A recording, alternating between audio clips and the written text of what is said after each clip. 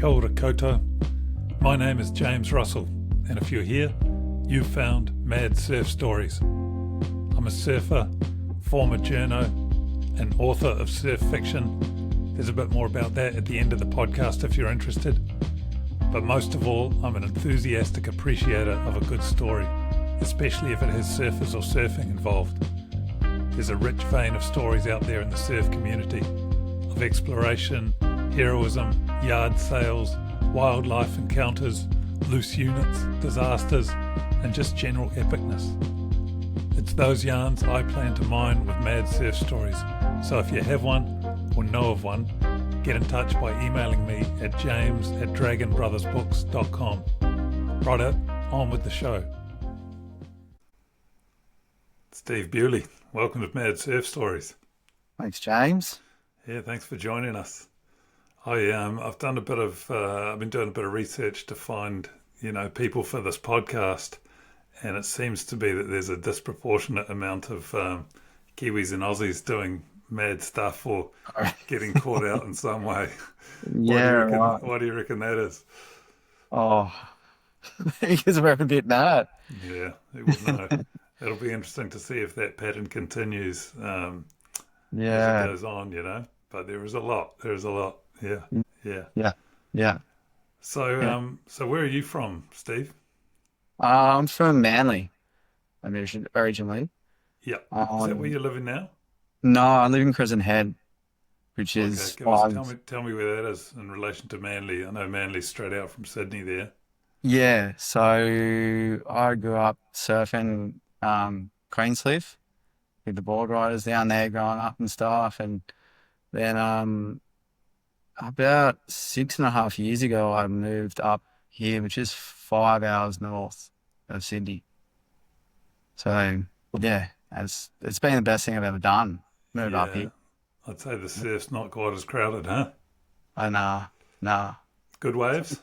Yeah, there's good waves up here. Yeah. So have you been surfing your whole life? Yeah. I don't know, Mum showed me photos of like me and my brother down here at the creek at Crescent Head when we were, I don't know, we must have been like 3 or 4 years old. So we were on the Vigs then. But I can't remember when I first started surfing, but yeah, I was young.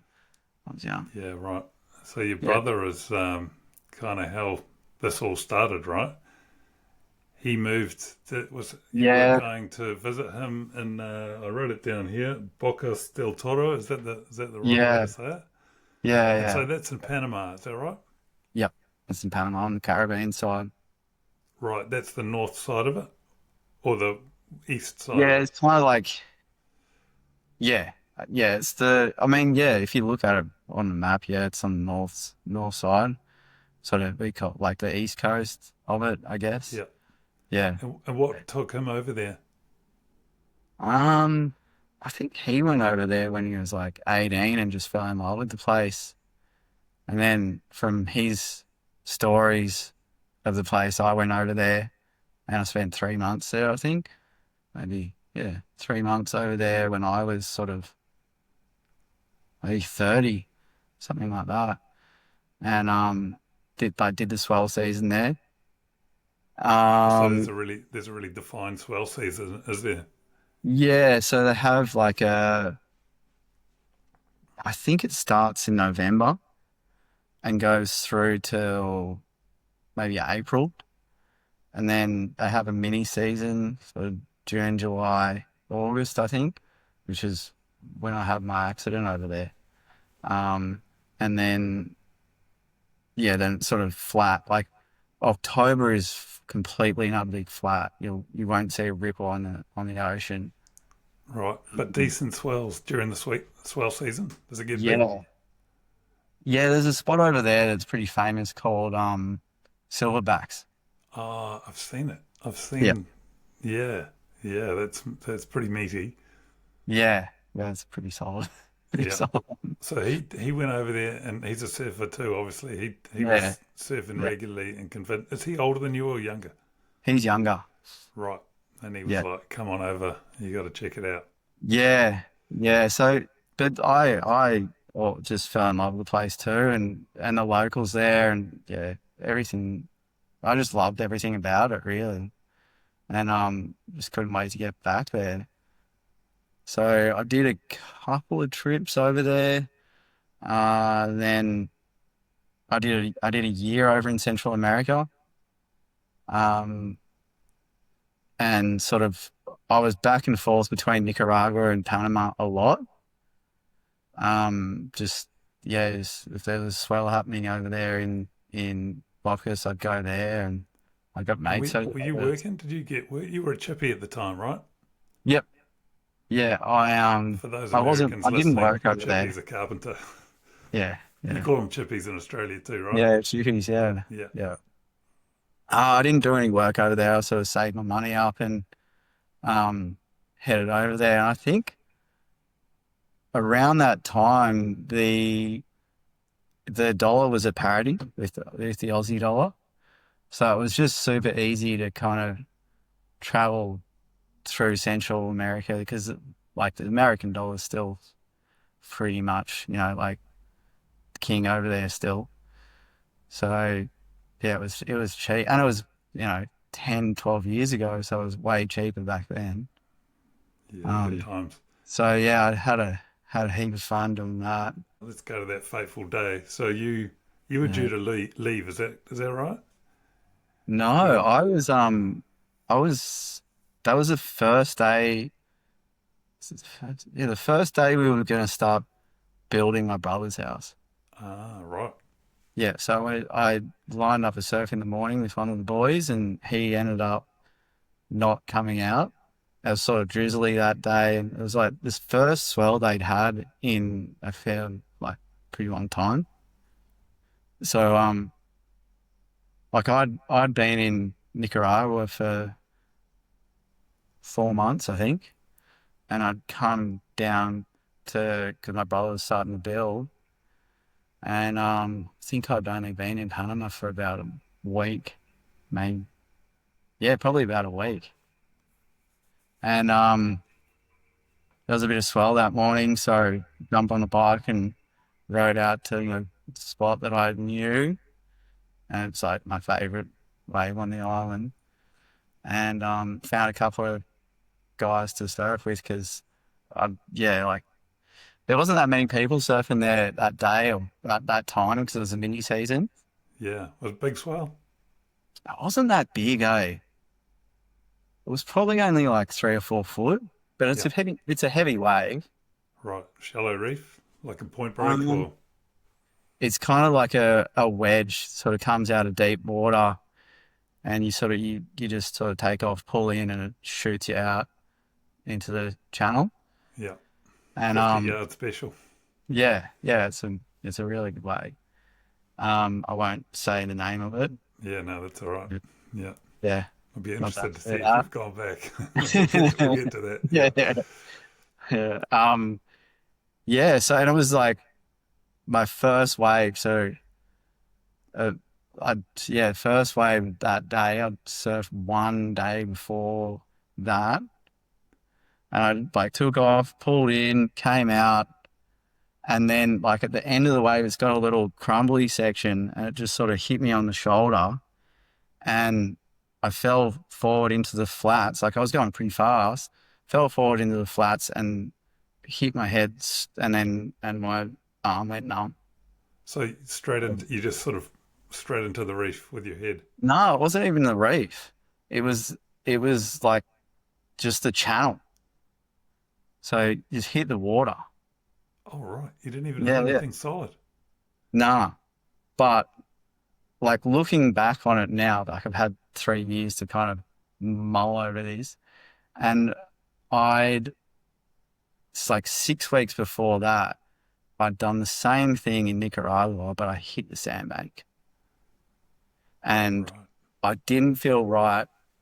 Um, I just didn't feel right from then on, but I never thought it was my neck. Like I kind of felt a bit concussed. Um, that sort of just, yeah, like my shoulder was tight. I just sort of got like, got a lacrosse ball and just sort of been relying on that, just trying to get the knot out of my shoulder. And I'd sort of, when I got to Panama, I noticed that about like sort of about 7 o'clock, 7:30 at night, everything would go like kind of like foggy. And I just didn't put two and two together. That I just, and my balance was slightly off, and I was surfing a little bit. Like afterwards, it was sort of just felt a bit weird. And yeah, and then obviously just falling off that wave at speed, just into like the deep deep section, that was enough to just, yeah, I broke my neck. Wow. And Yeah. you instantly knew that you could. Did you say you couldn't feel one arm? I couldn't feel my whole right arm went completely numb. I couldn't feel it. And I like it when it happened, I just was like, shit, I've dislocated my shoulder. Because I didn't even feel it in my neck at all. My arm was just numb. I was like, oh my God. Like, climb back on my board and I'm paddling and I could paddle properly, but I just couldn't feel my arm. I was like, this is so weird. Like, surely if my shoulder's dislocated, I wouldn't be able to paddle. And one of the boys that I was surfing with, there was only three of us out there. He was in the channel, he got the wave before me, and he was kind of laughing at me because of the way I fell off. And then I was like, I was just in a lot of like, I was just really uncomfortable. I just didn't, so I was sort of like, oh, what's going on? And I sat up and I turned my head, and it just went like this pain just like shot down like through my neck and all the way down my back. And I was like, oh my God, it's my neck. And he's like, oh, you okay? I'm like, no, no, there's something wrong. He's like, oh, you probably pinched a nerve in your neck. And I was like, oh, just trying to paddle in. And he sort of helped me in, and because you have to sort of clamber over the reef and then through this paddock full of like these super spiky, like giant sized bindi eyes, and it's just a nightmare. Um, So did he have to help you out of the water, or were you able to kind of I was able to walk and everything. I just like I everything was was still so, functioning, just pain? yeah, I was just in so much like everything felt so weird. Like I It's like couldn't feel my electricity going arm. up and down, eh? There was, yeah, there was something like my neck was super sore, my arm was numb, and I was just like, holy shit, what the hell's happened here? Um, so I kind of went like, walked across the paddock onto the road, and he was like, are you okay to like ride your bike home? And I was like, nah, nah, there's no way I'm riding my bike. So he had a quad bike, and I jumped on the back of that, and he took me in like via where I was staying, and then took me to the hospital, which was they say it's a hospital, it's more like a medical center. It was Sunday, July the 3rd. So like they still celebrate the 4th of July over there Right. in So Panama. everything It closed was down. like the worst time you could imagine. There was just hardly anyone there at the hospital, and I was just struggling. So we went, and he spoke really good Spanish. So um, he's asked the lady on the, like, this is just after COVID finished as well. So they were all freaking out about COVID. And I got to see a doctor, and he sent me down the hallway to the X-ray sort of area. By the time I got, like, I was sort of just like staggering at that time. Just sort of had to walk myself down the hallway. It felt like it was hundreds of meters long, and there was just no one there. And I got to the X-ray place, and the guy is like, "All right, um, stand up." And I like pretty much collapsed on the table. I'm like, "Just hang on a sec. I need to just sit for a second. He's like, come on, get up. I was like, no, no, He wanted to get I home. can't move. I can't move. So I just just got myself together. It's like, all right, stood up, and like he did whatever he had to do, take the X-rays, and then just told me to go back to the doctor. So I was sort of like, like holding on to the rail, sort of pulling myself along the rail on the way back to see the doctor, and just like collapsed into the waiting room. Uh, and then I think the guy who took me there, he left, I think, but my brother and his neighbor were on the way. So he sort of made sure that I had someone who was going to look after me. So then by the time I got back from the X-ray, I think my brother was there and his neighbor. And like, like, wearing a mask and all this shit. Like, that's the last thing I'm like, it's COVID.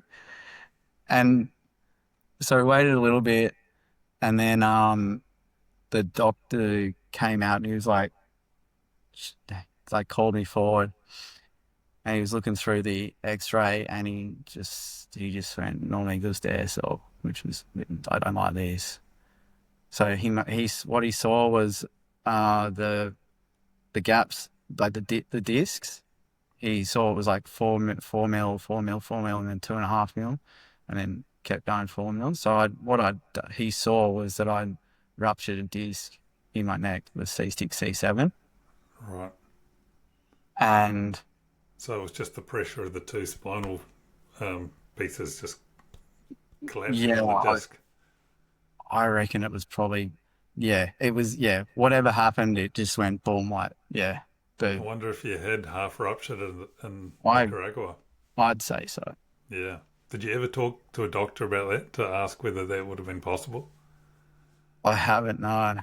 No, it's just I mean, you kind of know, hey, and it's my intuition. I was like, oh, if I wasn't feeling right since that happened in Nika, I mean, for sure it would have been on its way out anyway. Um, it just never, like my neck never felt sore. That's why I just kind of thought it was a concussion. So from there, did you have to, is that when you ended up going, tell me you had travel insurance, did you? Yeah, I had travel You did? insurance. Yeah. Okay. Yeah. Yeah, I always have travel insurance just because I know myself. Yeah. I'm always doing, like, I always kind of am doing something risky. Yeah. Like either jumping Wise on a man. motorbike Yeah. or like surfing big waves, or like like on a bus to the middle of nowhere, that kind of stuff, like, or a boat or a jet ski or whatever's going, like I always sort of used to do that stuff. So I've always had that.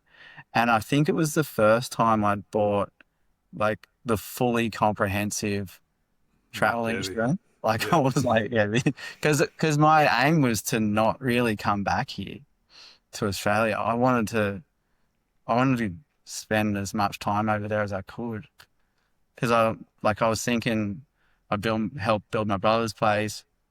I've got a couple of pieces of land in Nicaragua that I wanted to build on, and yeah, I just had no plans to come back. So I was like, yeah, I have to have the right cover in case something happens. Yeah. So the doc looks at this, says, this Yeah, is not good. so he's like, I don't like this, and then they sort of took me behind into the room and I don't know what they gave me, painkillers or anti-inflammatories or something, and he gave me a neck brace. The first thing he did was he goes, I don't like this, and went out the back and gave me a neck brace, like an emergency one, and strapped that thing on. I was like, shit, this is not a good sign. Don't make any quick movements. Yeah, yeah.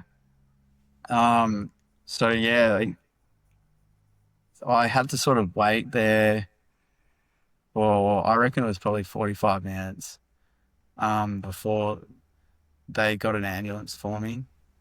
They put me in an ambulance. My brother came with me and took me to the dock, and then we walked out, got on a boat, and then they put me to the mainland. And So the mainland is, where's that? that is a place called, where was it? Changuinola. Okay. So it's How long's the boat ride? it's so hard to know, like, for me to tell you how long things took, because I was just like, I don't know whether I was in shock or I was just like full blank. Right. I don't know how long the boat ride was. Like, it might have been half an hour, 20 minutes, something like that. Um, then yeah, off the boat onto another ambulance.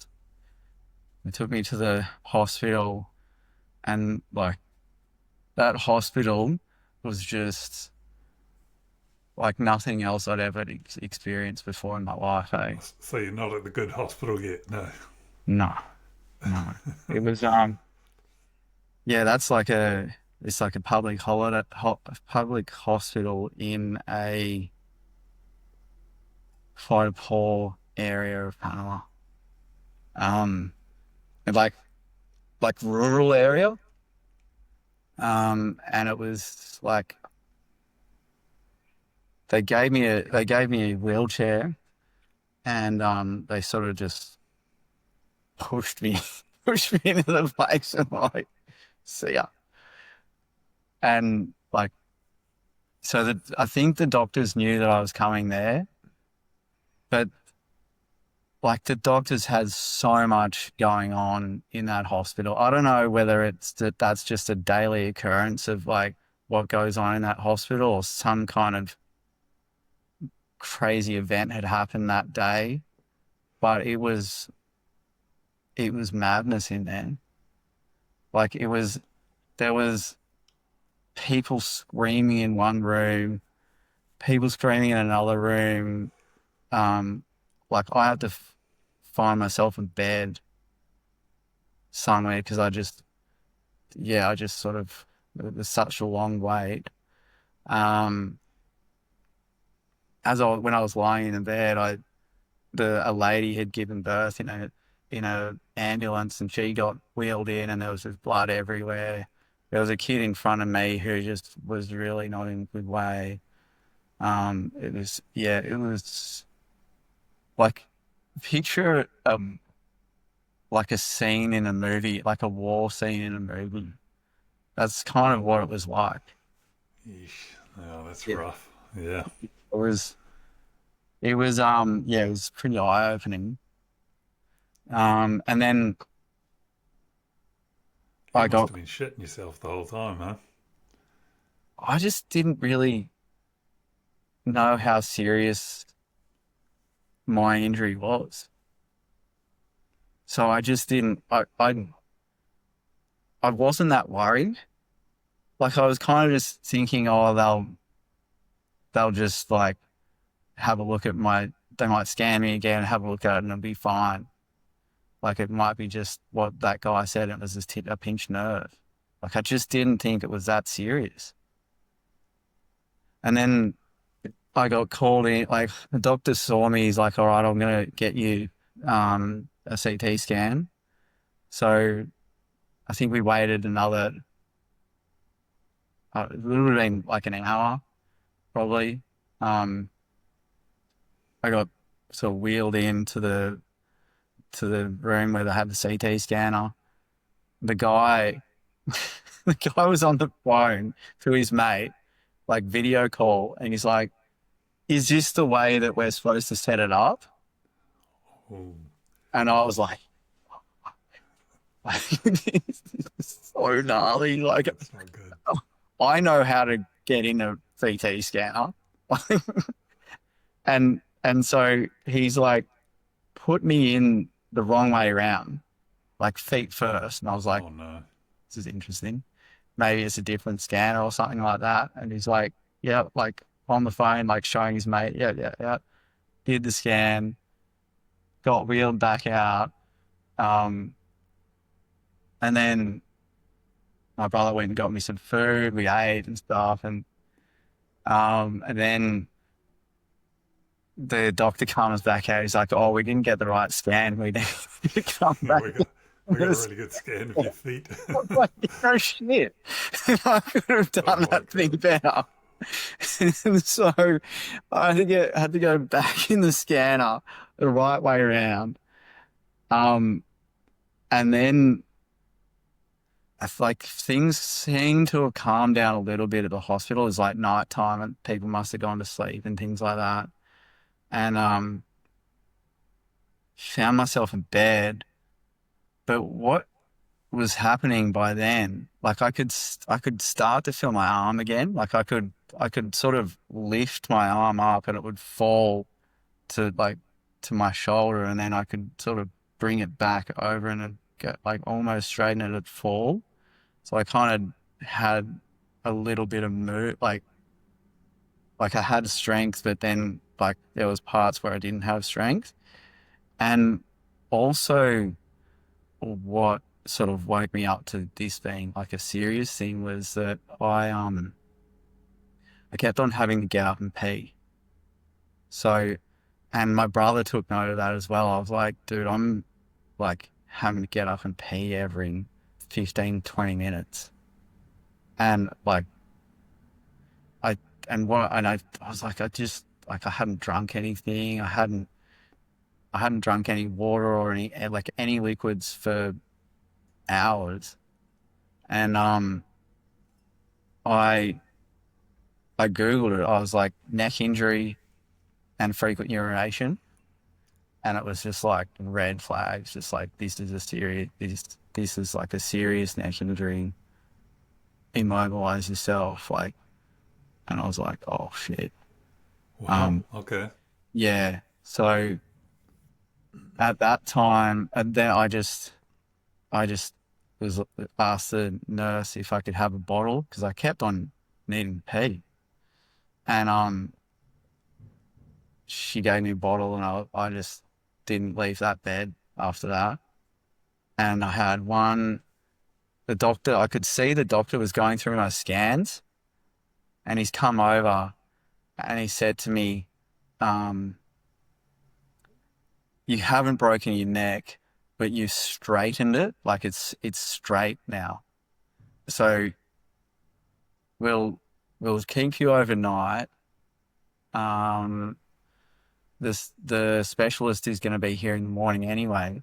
So So when he says you straightened it, it's supposed to have a natural kind of curve in yeah, it, yeah, right? it's got a And long it cut. no But longer like, had that, right? yeah, it didn't have the curve in it, was what he was saying. And I was like, that sounds ridiculous. Hmm. I don't think that happens. And and then what happened? Yeah, so yeah, he said, oh, you'll need to get yourself a different neck brace. So like, we'll keep you overnight. The specialist is here in the morning, so we'll get him to have a look at it and sign you off, and then you'll just have to find yourself a neck brace and wear it for 14 days. I was like, okay, that sounds fine. But like, I just didn't trust it. I didn't trust it at all.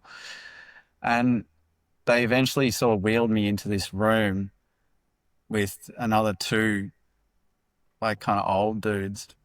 And one of the guys was just like, he was just coughing like no one else I'd ever heard cough. Like he'd get up and like coughing his lungs out and then get up and spit in the toilet and walk back. And it was, oh, this was all night long. And they hadn't given me any liquids. They hadn't given me, like, I hadn't had, I had, luckily I had food before, but I had to go out and just ask for some water. And the nurse gave me this tiny little cup because they didn't have any cups. They just had nothing in this hospital. And so she gave me a little cup of water. I was like, drank that. I was like, a bit more, please. Just like filled it up, drank it again. It's like a shot glass. I was like, this is crazy. Anyway, I think I made a few phone calls that night too, and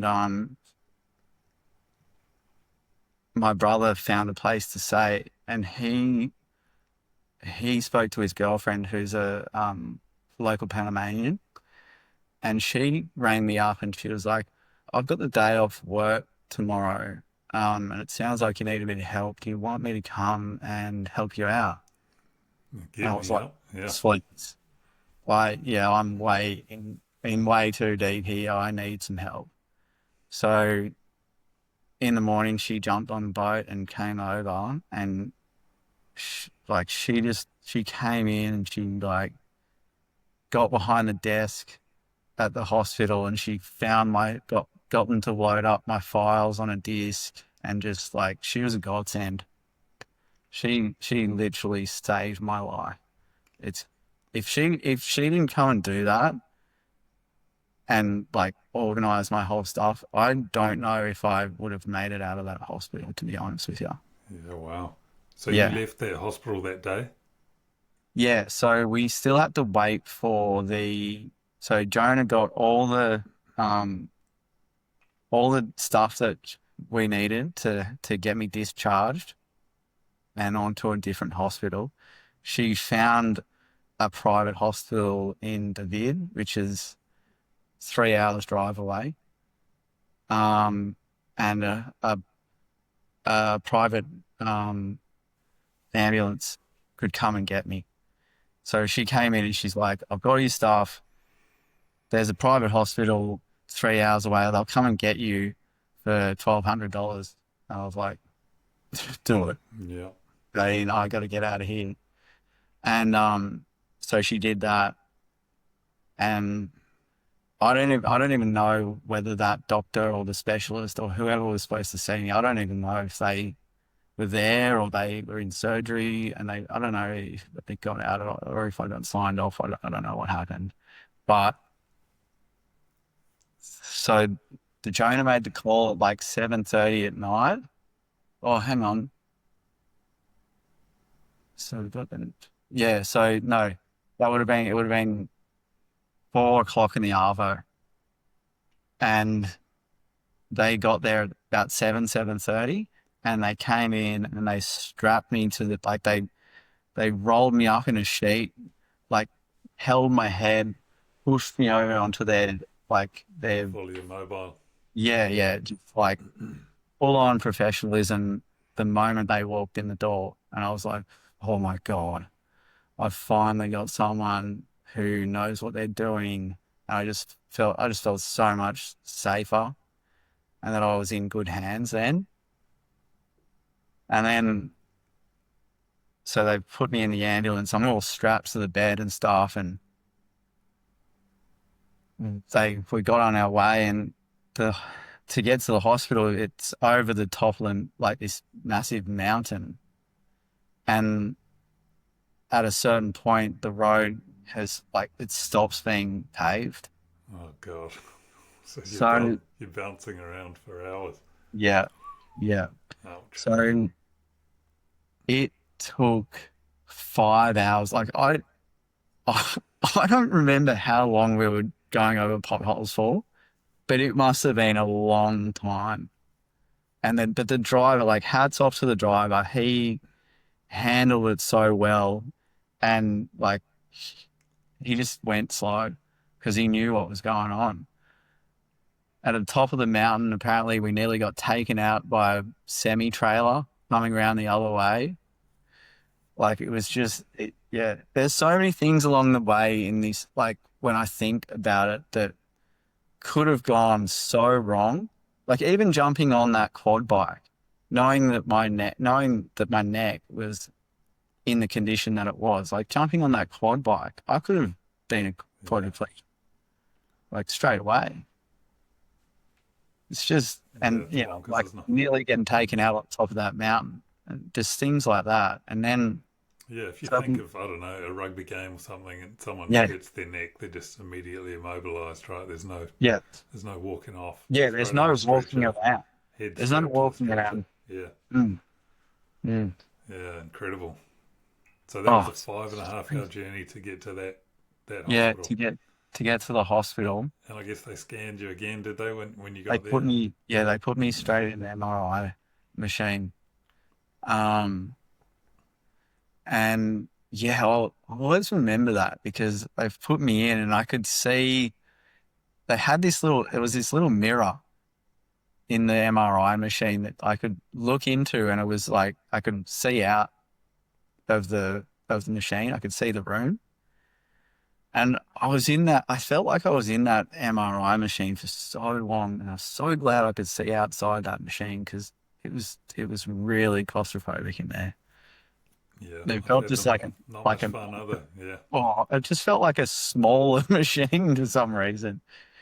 Um, and then so after that, they've sort of wheeled me out into a bay where they cut all my clothes off me. Like they just wouldn't let me move. So they cut all my clothes off me. Um, and they just like made the bed all like around me kind of every time they needed me to roll, they'd like have someone holding my head and just, like they were just so good. And then, yeah, like I was in the hospital clothes and yeah, then I was just, I don't know like what time this was. And then finally I was like in a place where I felt safe. Yeah. And So I their remember diagnosis. So what did they still diagnose? What didn't did have they a, still discover? didn't have a diagnosis. Right. So that was second night, still didn't have a diagnosis. And then, yeah, so my brother and Jonah, my brother's name's Alex.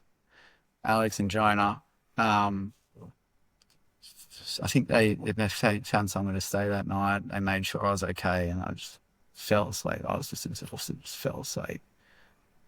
And then 4:30 in the morning, a neurosurgeon comes in, turns the light on, like it's like right above you, just like just straining, like whoa. And then she was like, so I've looked at your report, I've read your reports, I've looked at the scan. You have broken your C7, and like so there's the spinous process the on the right hand side has snapped off, and it was stabbing my nerve around my arm. Oh, that's the little wings that come off the Yeah, yeah, spine. little Yeah, thing. yeah, I know the ones. Yeah. Yeah. She said, she's like, yeah, so that's why you can't feel your arm, and you've ruptured your C6, C7 disc, and it's leaking. Like, so this is what we're gonna do. We're gonna pull you, like go in the throat, or they go in like down here and cut you open here, and Just to one side of the it's like throat. so matter of fact about the whole thing. Like she's like, you've broken your neck. This is what we're gonna Like do. straight away. They were Yeah, operating straight yeah, away. like So 4:30 in the morning. no, this is no, no. So she said she ran me through it. And she was like, what we do is we take your disc out, we replace it with a cage, like they call it a cage, and then you'll be fine after that. I was like, hang on a second, you're telling me I broke my neck. Like I just needed to I was like, let me just process this for a second. And then she was like, it's called a ACDF cage. So just YouTube it and you'll see what we're gonna do. And she's like, is this she goes, isn't are you okay if we do this? And I was like, well, like, do I have a choice? Is there all at that point, all I wanted to do was go home. I was like, get me on the phone. I'm going to call the closest airport and get me the hell out of here. I just wasn't, I knew where I was and I was like, I just want to go home now. And she's like, you can't. You've got an unstable neck. I didn't know what that meant. And and I said, well, is there any other option? Like, can I go to the States? Can I go anywhere? And she's like, no, you can't leave. And we've got to do this. We've got to do this surgery. I was like, oh my God. All right. Okay then, do it. And she's like, okay, have you got insurance? I was like, yeah.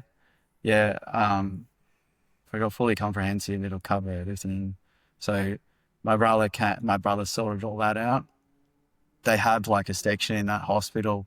So like that hospital must be where a lot of expats go and, get elective surgeries done and a whole lot of stuff because they have like a section of the hospital that deals with travel insurance. They got a section of the hospital that speaks different languages.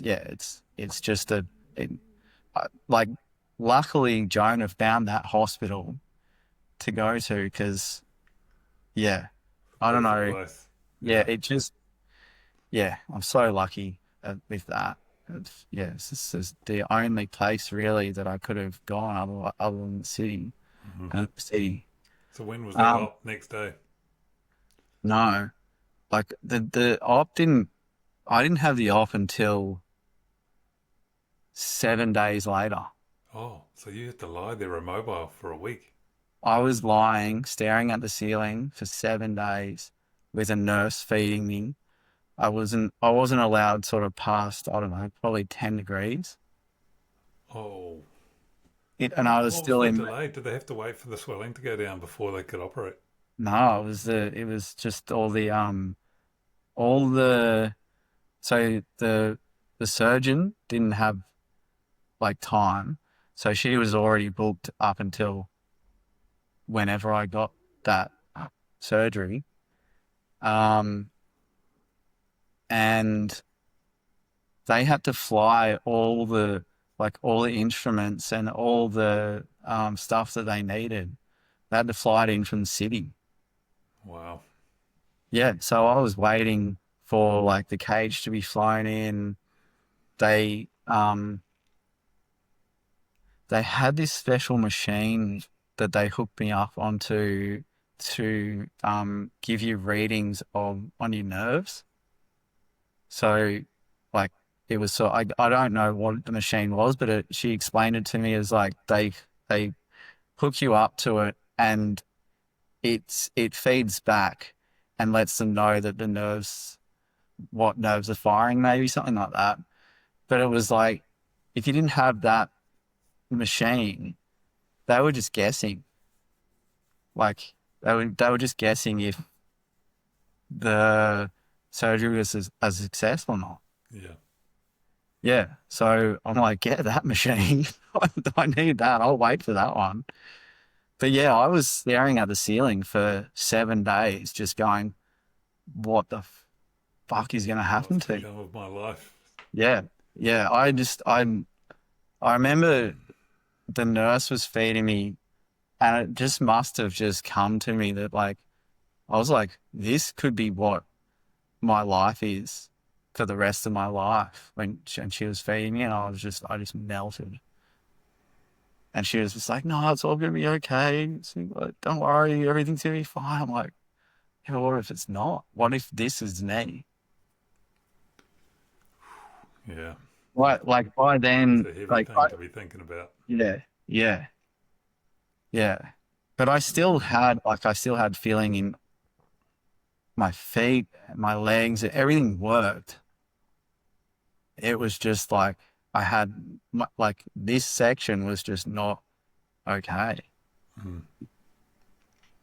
And I just I just had So to put it on my from what I trust. saw, so I've seen a photo of you with like a 8 to 10 inch scar on the down the back of your neck with Yeah. staples in it, and a Yeah. bunch of metal. They put a bunch of metal in there as well, didn't they? Yeah. Yeah. Yeah. Just to stabilize it all. So they connect up the spinal, the spine, the pieces. Yeah. Yeah. Yeah. So they first they went in the front. Like I've got a scar here where they go in and they push all your stuff to the side and they can get to your spine easier that way to the front to get all the disc out. So they did that first, and they put this like packer, for lack of a better word, into where like it's like a 5 mil packer. Um, and then they screw a plate over the front of that. So that is your neck stabilized then, because what had happened was because my disc had been squashed and it was looked like it just well it wasn't structural anymore, and my left side, my right side, the like the wing, like the plate that they sit on like that, it was broken off. So my C6 had shifted forward just a like just a touch. But that's what an unstable neck is that this, like, the vertebrae are able to move. And so that's why I wasn't allowed to move anywhere, because Yep. if anything, and I couldn't get on a plane, I couldn't get on in a car, I couldn't do Sever your anything. spinal cord. It could shift forward and sever the spinal cord. Mm. Like I just didn't understand that until after, and I'd done kind of, my own research. But once they stabilized that section and they'd taken the disc out and they, expanded it back out to the right size and put the backer in and done all that, then they could flip me over. And so they flipped me over and they opened me up at the back and they had to fish the bone off my nerve, because that was, like The that. one on your arm, yeah. Yeah, because my arm just wasn't like it. It could have moved and it could have, severed that nerve and wouldn't be able to use my arm anymore. So they pulled that off and then they put rods and screws down both sides of my neck from C5 to T2. And I didn't know, she didn't tell me that that's what they were going to do. And I was so pissed off when they told me. Like I might sound like a spoiled brat or something like that, but if I'd been told that that's what they were going to do, I would have been more prepared for it, and I may have asked for another opinion or something like that. Yeah. Just So because you obviously found out that it was overkill, was it, or was it or was unnecessary? Some of those. I think in my mind, knowing what I know now, I think it was overkill. I think they probably didn't have to screw the C5 or the T2. I Because understand why they have those to do things it kind of came back to bite you, didn't they? a They little brought you a bit. lot of discomfort and pain Oh, later yeah, on, right? yeah. But I So mean, did I'm not. you, after that surgery, did you stay in Panama long, or did you come straight back to Aussie? Yeah, I had to stay for a month. Oh, So they kept me. I stayed in the hospital. They wanted. what's Oh, going on here? says my connection's gone. I got. You there? Oh yeah. Can you hear me? Okay. Yeah. I Yeah, don't know yeah, what happened there. yeah. That's all right. So I had to stay for a month, and I had to go every second day. I had to go to the hospital for rehab stuff. Um, So you had to get an apartment or something, or you were living? yeah, yeah. My Well, my brother found that it was like an Airbnb close to the hospital. yeah. Um, yeah, so I mean, yeah, it's amazing. My brother stayed there the whole time that I was in the hospital. Jonah was there most of the time too. Like she took time off work. Um, my brother had things going on the island as well. I think his house was getting built, and it was just like those guys just stayed with me the whole time. It was amazing. It was just so good. So yeah, I'm forever grateful to those guys for staying and helping me out.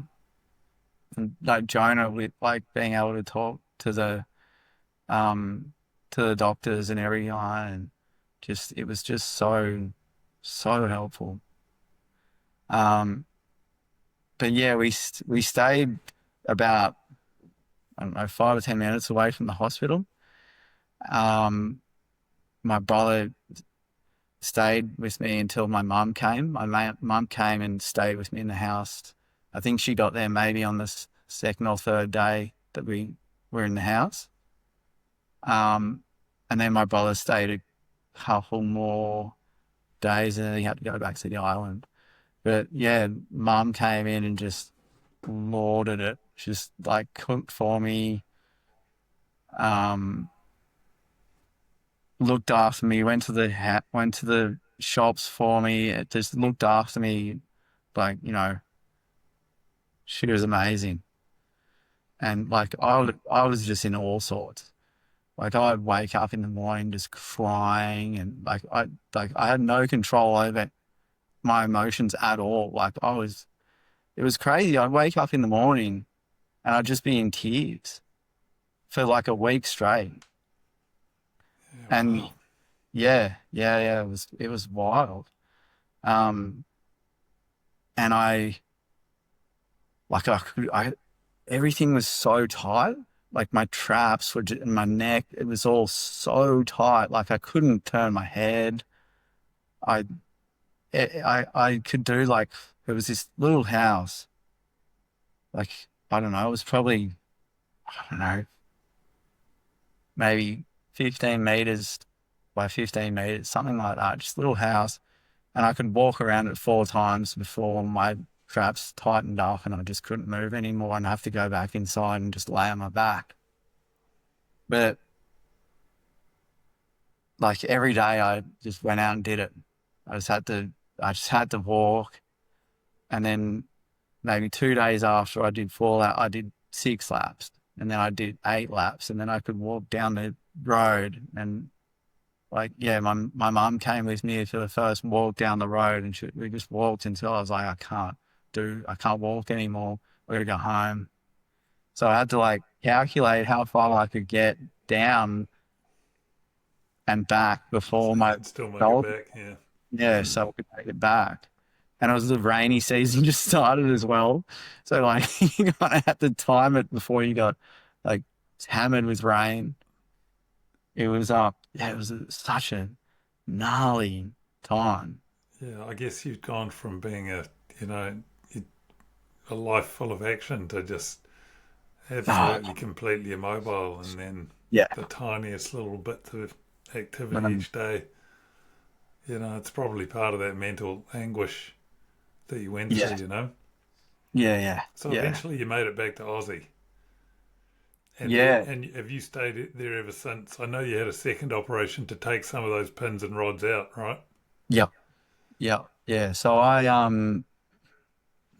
moved back in with my mum and stepdad down in the Landy Heights. Um, and stayed there for I think it was 9 months. And my mum just looked after me and then but yeah, like walking was my only kind of thing. Like I would just made it my goal to walk down to the end of the road and back.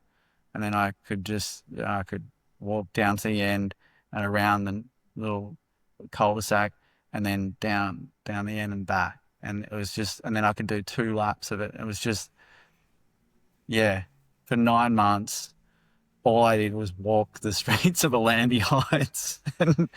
And my mum cooked for me, and Sounds like lockdown again, eh? it was wild. Like it was just such a yeah. It was a pretty heavy time, eh? Yeah. Yeah. So at the end of that 9 months, was that when the second op? No, so yeah, that was the other thing. It was because I knew that I wanted these rods out. Like I knew that they weren't good.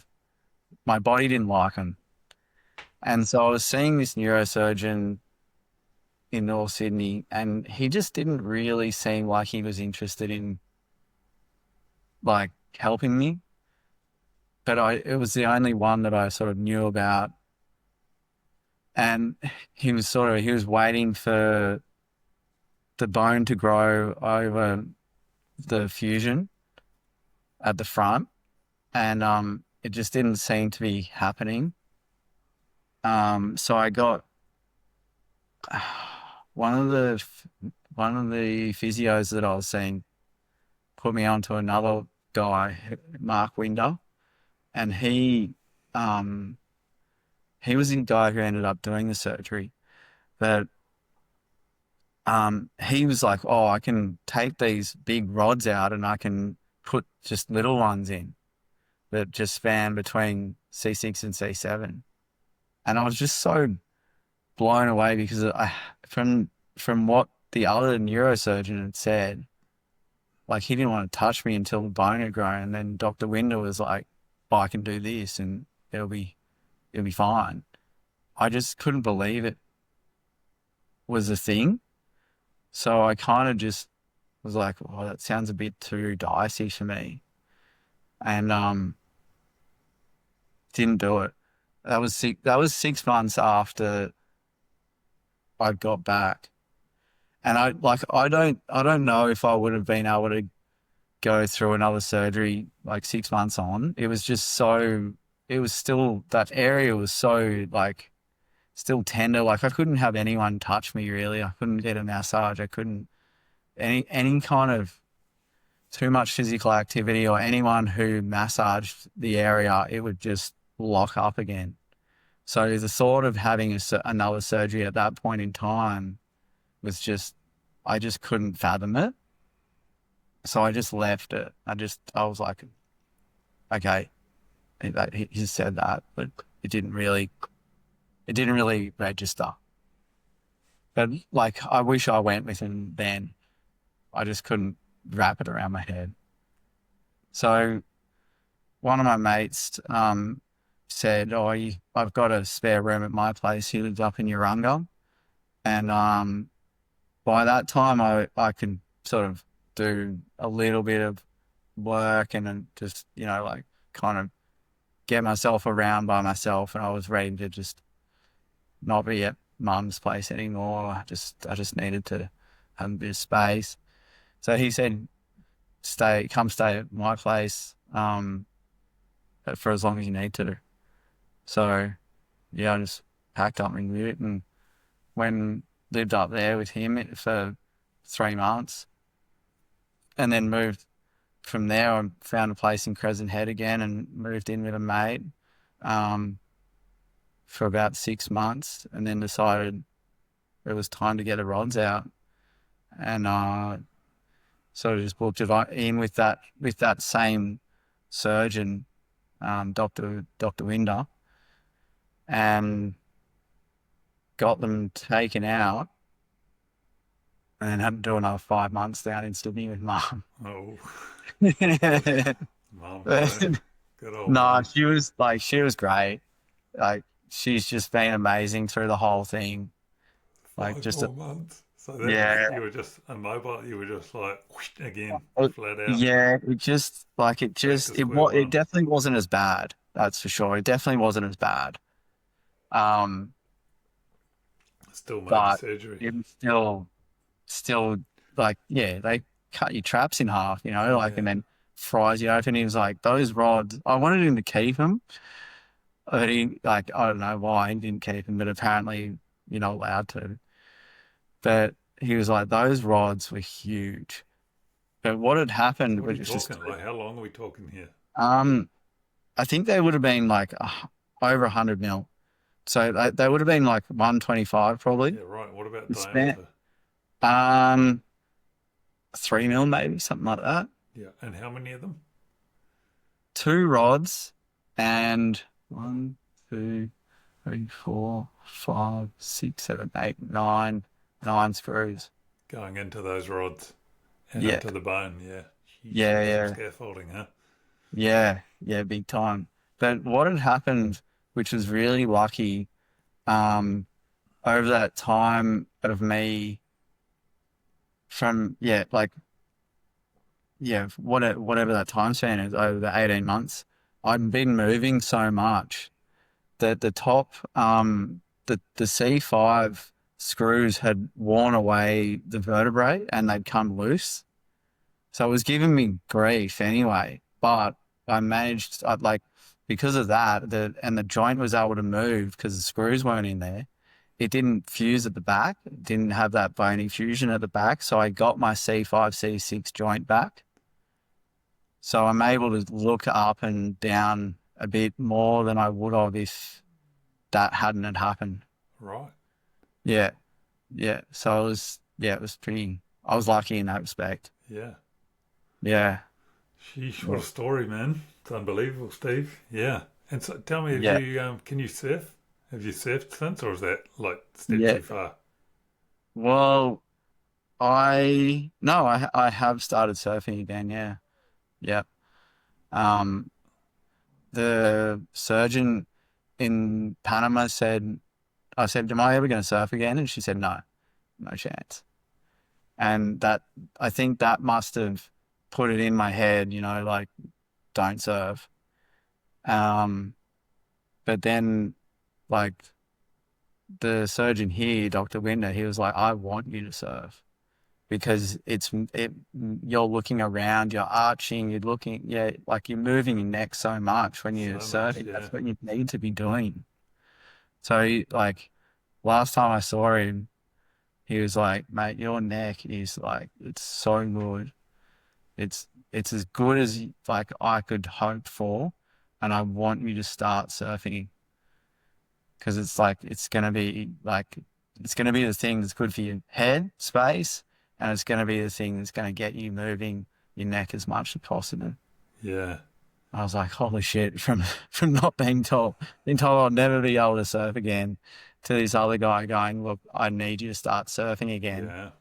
I was like, wow, I mean, to be fair, okay. like there's not a lot much better than that for headspace, right? I mean, No, probably for no, it's, both, but in terms of yeah, just getting some sanity back and yeah, yeah. I'm definitely like pinching myself every time I'm out there. I'm like, mate, this, this could have been so much different.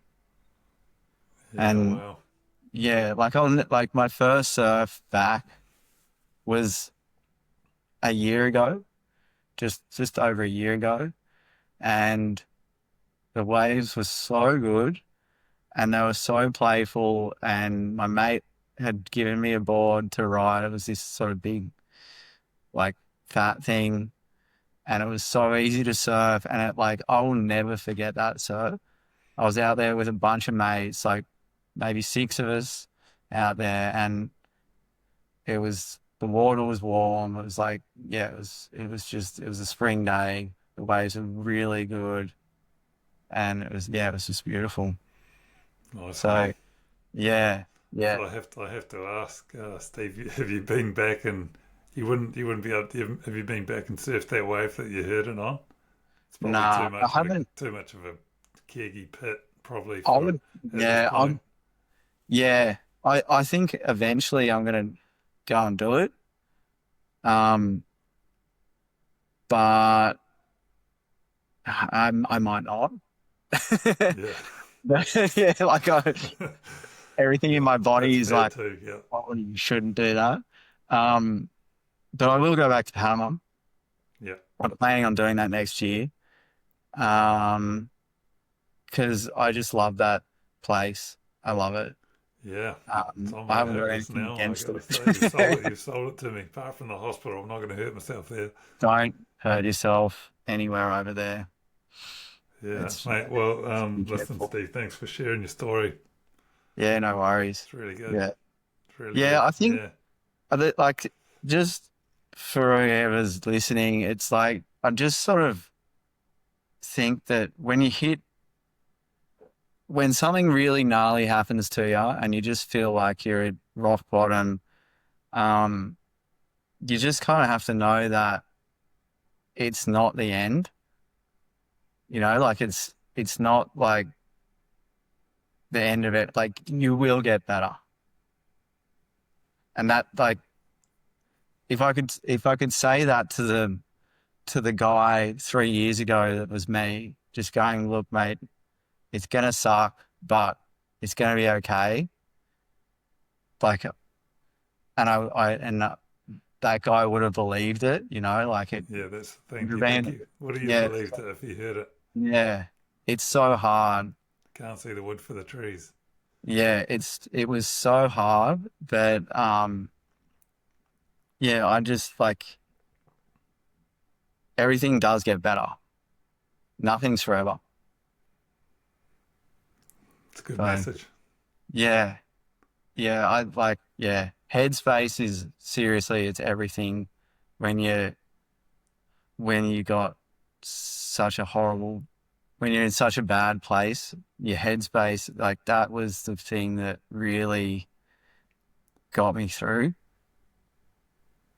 And like because not having that physical ability that I used to have before, because that's what I always relied on, keeping your head okay and just looking after yourself really well is the most important thing to do. Yeah, yeah, yeah. You suffered a lot of depression, yeah, from it. I I hit rock bottom a fair few times.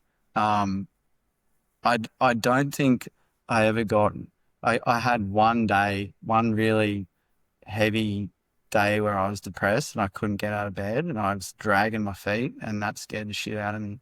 Yeah, But I had such a good group of mates around me and my family was there for me. And I'm so grateful to have all that because that really helped me through everything. I had so much anxiety about it was yeah, more than depression, it was anxiety because I had some weird stuff happen. Like my feet were buzzing for a long time and I was like thinking that one day I'll just wake up and I won't be able to feel my legs. mm. And that was the scariest thing ever. Um, but yeah, and I did, I saw, I did a lot of work on my mental as well. Like I saw a psychiatrist. We did like a therapy called EMDR, it was just so traumatic being in that hospital, like going through that whole thing and being in that hospital for 7 days, just thinking that I might not ever come out of there being able to walk again and things like that. Like I didn't realize how much that took a toll on me.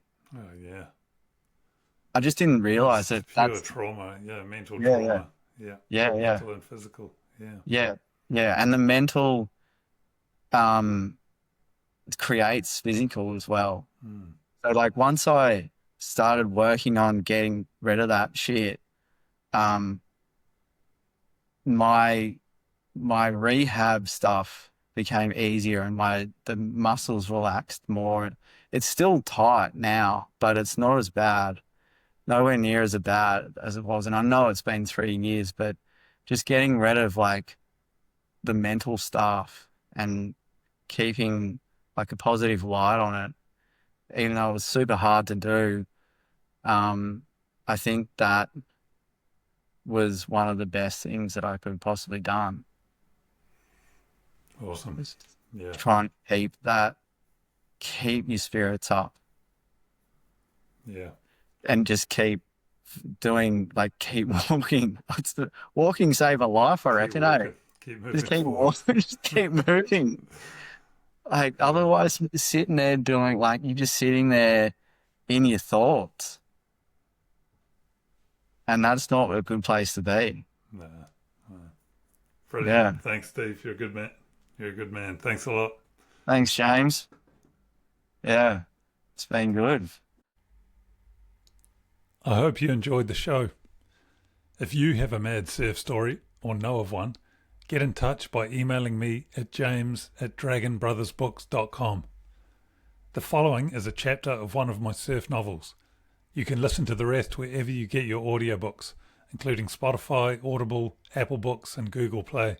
Or if you like books made of paper, you can find them on my website at dragonbrothersbooks.com. Just click on the menu and select books for adults. Or you can buy them on Amazon. All the best.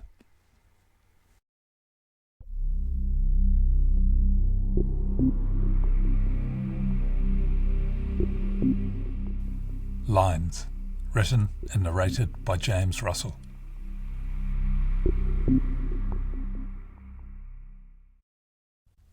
Chapter 1. When Anto picks me up, it's still dark. As usual, he bangs on my window and yells, making enough noise to wake the whole neighbourhood. I jump out of bed and pull back the curtains to make him stop, and he's all mad eyes and teeth through the window. "Here's Johnny," he hisses, then gives me the finger and lopes off up the lane into the darkness. I'm surprised that I didn't hear the Jeep, because I was already lying awake, turning everything over and over in my mind, wondering if he'd come and hoping like fuck he wouldn't. My head's pounding and my mouth is thick with a sour chemical tang. I pull on some clothes, swallow some Panadol and take a long drink from the bathroom tap. I have to lean hard on the front door to open it because the lock is still all bent to shit. Outside I see Anto's tail lights a little way up the road. The glow picks out the squat black beetle of the jet ski tethered behind on its trailer, and it sends a trickle of apprehension through me. It's freezing, and I zip up my puffer jacket against the cold. I spit viscous saliva onto the frozen grass, trying unsuccessfully to expel my nausea. I grab my wetty, hood, booties and gloves from the shed and wrap them all in a towel. Last night, when I got home, drunk and high as a kite, I remember grabbing the surfboard Anto bought for me and walking out into the moonlight. I stood there, silently in the lane, admiring it. It's a monster, a gun, 9'6", built for waves of consequence. Last night I could picture myself riding them. Now all I feel is crushing self-doubt. I put it under my arm and trudge up the lane, the frosty gravel crunching under my shoes. Anto sits on the bonnet of the Jeep. He looks jittery, nervous, scanning up and down the street. There are no lights on in the houses, not a soul on the road. No one in their right mind is out of the bed at this hour. I'm jittery too. It's an occupational hazard by this point. He smiles when he sees me coming.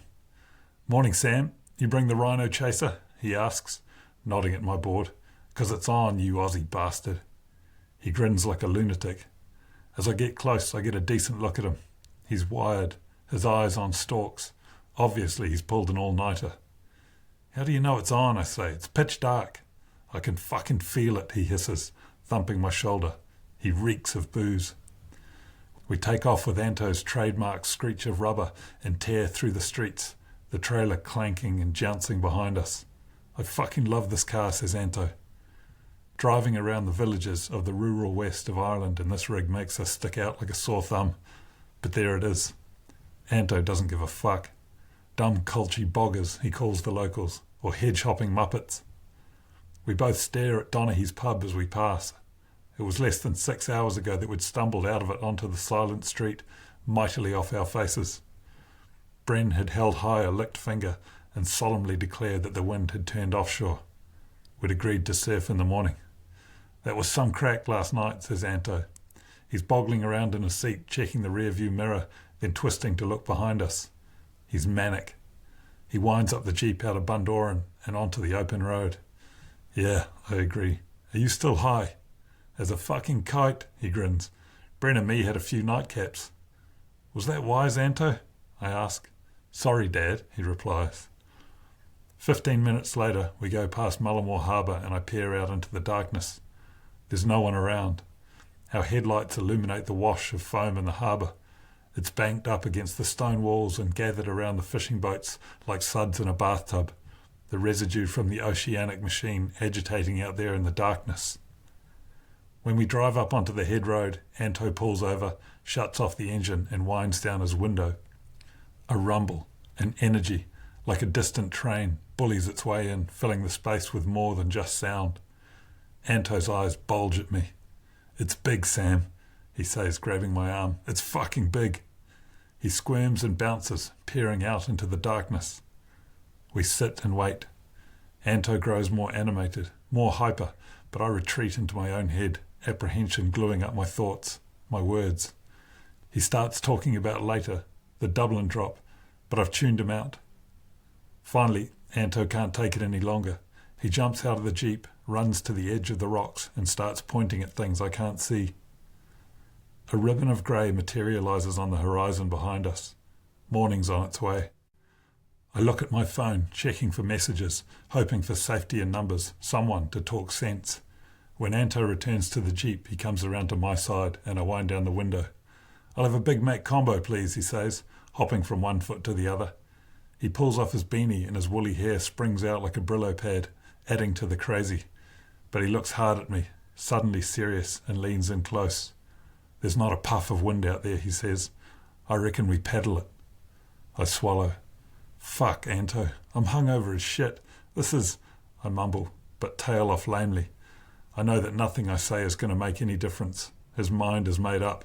He confirms it. "You coming or what?" He doesn't pronounce the T in words, does Anto. "You coming or what?" Usually I give him shit about it, mimic him, but not today. "We waiting for the others?" I say. Anto smiles. "Nah, Brent isn't coming, that's for sure. He was puking his guts up when I left him." "What about Mikey?" Anto shrugs. "Who knows? Maybe he'll catch up," he says. Anto flings open the back of the Jeep and starts rummaging for his wetsuit. I get out, cross the road and sit down on a rock. The air is filled with an electricity, a saltwater charge. The sound booms in the darkness, seems to come from every direction all at once. Anto is suited up by the time the dawn starts to illuminate the bay. He sits down beside me, but his legs hammer up and down like sewing machines. Only the whitewater can be seen at first, broad lines confusedly disassembling themselves on the rocks further up the point. Kelp whips and thrashes. Then, 15 minutes later, the surf begins to reveal itself through the growing light. Giant grey-green slabs rear out of the deep, darkening ominously as they stand up on the reef. More increments of light reveal the cavernous dark barrels, the walls defying gravity as they haul themselves erect down the line and launch themselves towards shore. They seem to fold over in slow motion, an optical illusion created by their sheer size, the way a building seems to crumple ponderously after its foundations are dynamited. Anto hops from foot to foot. He pronounces it triple overhead, but just as he does, a set looms that recalibrates his estimate. Oh fuck, he says. "Sam, look at that thing." We stand and stare as a giant wave turns itself inside out on the reef. The crack and boom of it breaking is like distant thunder. It travels to a place deep inside my gut. The wave pounds its way down the reef, great puffs of spray exploding through its roof and being vomited from its mouth. "Did you see how fucking perfect that was?" shouts Anto. But all I saw was the awful maelstrom, the violence. I go around to the back of the Jeep to pick up my wetsuit and I see all 20 packages of cocaine heaped carelessly in the back, the popped black balloons still attached to them. I can't believe Anto has just left them there like that. I can even see the ragged hole he put in one of them, and it scares the shit out of me. How the fuck did I get here? I think to myself. My suit's still wet from 2 days ago and stiff with the cold. By the time I'm into it, Anto has hauled out both surfboards and is furiously waxing his. I try one last time. "Let's take the ski, Anto." "Fuck that," he replies, not looking up. "This is our day, Sam." "I'm out of my league, mate." I try, but Anto's having none of it. "Bullshit," he replies. "You're better than all of us." He finally stops waxing and looks up at me. "I'll go out there on my own. I swear I will. I don't fucking want to, but I will." I don't say anything, but instead pick up the half block of wax Anto has left on the ground and start to rub it over my board. Anto dives at me and lands on my back like Gollum in The Lord of the Rings. "You little ripper," he mocks in his awful Aussie accent. "You little fucking beauty."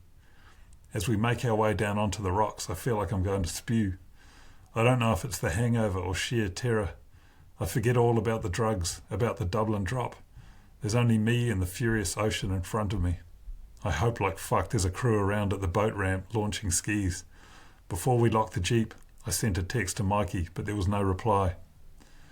In close, there's a kind of mini lagoon, and the surface of the sea is black gloss. Not a puff of wind blows in any direction, which is some sort of miracle because normally it's blowing 40 bastards out here. Overhead, it looks like the day will be illuminated no further. Clouds like hematomas have arrived to cover the sky. This fucking country, I think. You can go 3 weeks without seeing the sun. I conjure an image of the coast of Western Australia, the endless blue of the ocean and sky, the light like crystal, hard and delicate. Here, it's 50 shades of fucking grey. I know what's ahead. It's a long paddle which starts in calm water and finishes 20 minutes later in an environment so violent and frightening, my first instinct is always to turn around and paddle straight back in again. This is my 3rd time out here, but the first in waves like this. We plunge in and paddle hard because the water is so cold. It seeps in through the seams of my wetsuit, works its way into my booties and gloves. My board, the gun, feels unwieldy and alien, like a tool I don't yet know how to use. Once we break out of the lagoon and into deep water, we have to paddle through a line of thick foam which is all that remains of the leviathans expending themselves on the outer reef. My hair isn't even wet. Even here there's a ton of water moving, and the speed of the swell is mad, pushing us further into the bay until we can get well off the rocks and out of the current. Broad-backed swells 30 metres wide pulse below me. I can feel their power as I go over them. They lift and push me shoreward for an age before passing beneath me, depositing me into the trough. We're halfway out to the top of the point when the sun peeps above the horizon, finding space between the hills and the cloud. But there's no rose-coloured glow to the sunrise. Instead, the ocean turns silver, like the scales of an enormous fish, and the waves look like collapsing piles of scrap metal. They steam towards us like cruise liners, each an entity of its own, seemingly dispossessed of the sea and charged with an awful, freakish power. The noise as they break down the line is incredible. We're far enough out that I begin to spot the boils in front of the waves. They pulse and gush at the surface like geysers, the signs of submarine rocks I don't want to think about. I can't tear my eyes away from the barrel as we paddle up and over each wave, a gaping black cave with a concrete mixer churning furiously at the rear. Anto's paddling hard. He's 30 metres in front of me, and just as he reaches the crest of a wave, I see him stiffen, pivot his board towards the channel and start hauling ass. I hear him yelp. Immediately I turn out to sea too, even though I can't yet see what's coming. 10 seconds later I top the wave he went over, and revealed in front of me is a looming set that comes from another realm entirely. The wall of the first wave of the set seems to stretch out across the entire bay. It's going to close out and take Anto and me with it. It's already begun feathering and he's well ahead of me, flat to his board and paddling for all he's worth. Fear rips through me, spurring me on, and I put my head down and paddle at an angle, but I know that I'm lost and I'm going to end up getting it squarely on the head. I suck in great gasping breaths in an attempt to supersaturate my lungs in preparation for the beating. Instead, I find myself even more breathless, more panicked. It seems to take forever paddling across that flat expanse. Somehow Anto makes it over the top of the wave, but it's standing up now, hauling its appalling mass skyward to form a wall like the side of a barn. Deep inside, the wave begins to fold itself over, but I don't look at it. I can't, and as it breaks, there's a crack that seems to split the air, as loud as the high-powered rifle. Terror dulls my senses. I don't know whether to stop or keep going, but I do the latter and I get 5 more strokes in before I realise I'm going to make it. The rock shelf here is so distinct, the channel so deep, that the wave doesn't close out after all, but screams across the reef with a terrifying precision. The next wave is even bigger, but Anto and I get over it with ease. When the last wave in the set surges beneath me, I crest the peak and immediately see him sitting up on his board, a crazy grin plastered across his face. Adrenaline gushes through me, along with relief. I sit up on my board too, shaking like a leaf. "This is the fucking life, what?" he screams. I feel the wave of nausea rise like a tide and I begin to vomit. For some reason I hold out my hands, as though I have to catch it.